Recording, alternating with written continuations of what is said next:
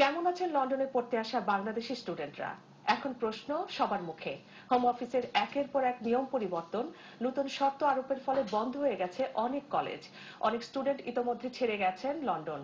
যারা আছেন তাদের অবস্থা কেমন এবং নতুন স্টুডেন্ট আসার নিয়ম কানুন জানতে আমাদের স্টাফ রিপোর্টার আব্দুল কাদির মুরাদ কথা বলেছেন আইনবিদ ও স্টুডেন্টদের সাথে। বিস্তারিত দেখুন রিপোর্টে।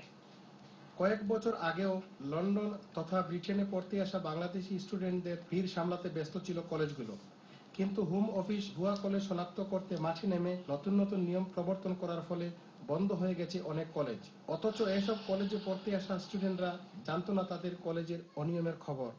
নিজের কলেজ বন্ধ হয়ে যাওয়ার পর কেউ কেউ নতুন কলেজ খুঁজে নিলেও বেশিরভাগ স্টুডেন্ট আর্থিক সামর্থ্যের কারণে অন্য কোথাও ভর্তি হতে পারেননি। এত জোরজাপটার পর এখন সবার মনে প্রশ্ন, কেমন আছেন স্টুডেন্টরা?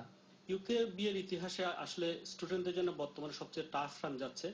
ইউকেবি রুল করছে এমন ভাবে যাতে জেনুইন যারা স্টুডেন্ট তারা যাতে পড়াশোনা করতে পারে এবং এভাবে তারা এনকারেজ করতেছে।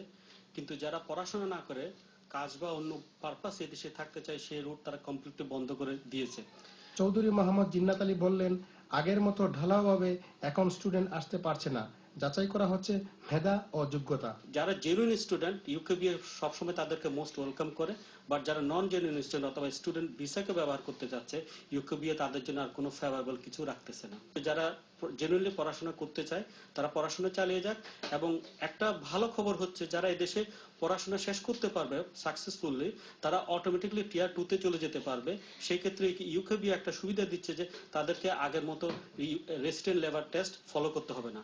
অর্থাৎ তার যদি এমপ্লয় ঠিক থাকে সরাসরি পড়াশোনা শেষ করে সে জবে ঢুকে যেতে পারবে। আবার যারা সামর্থ্য আছে তারা টিয়ার 1 বা এন্টারপ্রেনার বা ইনভেস্টর ভিসা ক্যাটাগরিতেও সুইচ করতে পারে। নতুন নিয়মে কাজের সুযোগ কমিয়ে দেয়ায় বাংলাদেশ থেকে এখন কোনো স্টুডেন্ট আসতেও আগ্রহ দেখাচ্ছে না, কারণ অনেক স্টুডেন্ট কাজ করে নিজের পড়ার খরচ জোগাতো।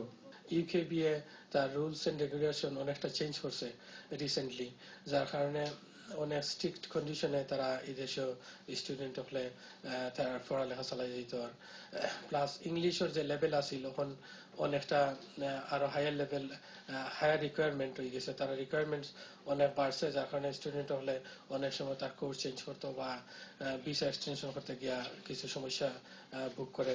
যার কারণে বাংলাদেশের স্টুডেন্ট বা অন্যান্য ওভারসিজ দেশের স্টুডেন্ট হলে ইন্টারেস্ট আড়াই দিছে এই দেশে হওয়ার ব্যাপারে। যারা এখনো পড়াশোনা চালিয়ে যাওয়ার চেষ্টা করছেন তারা আছেন বিপদে।